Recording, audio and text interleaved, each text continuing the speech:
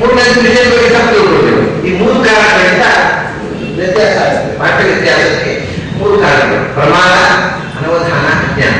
ಪ್ರಮಾದದಿಂದ ನಾವು ಬರಿವಾಗಿ ನಿರ್ವಹಣೆ ತಪ್ಪು ಬರೀತೇವೆ. ಯಾಕಂದ್ರೆ ನಾನೇ ಓದೋದಲ್ಲ, ಈಗ ಓದುತ್ತಿದ್ದೇನೆ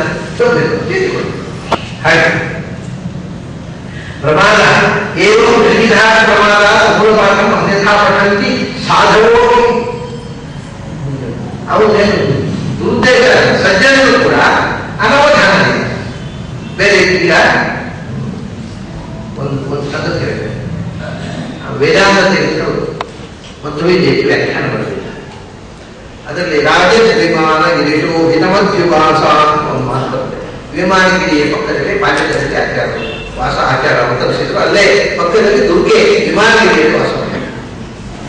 ಅಲ್ಲೇ ಇವರು ಆಗ್ತದೆ. ಅಲ್ಲೇ ಆ ವಿಮಾನಗಿರಿಯ ಪಕ್ಕದಲ್ಲಿ ಆ ಶಿವರೂಪ್ಯ ಆ ಗ್ರಾಮದಲ್ಲಿ ವಾಸವಾಗಿತ್ತು. ಯಾರು ಆಚಾರ್ಯ ತಂದೆ ಮತ್ತೆ ಗೀತ ಕಟ್ಟರು. ನಡೆದು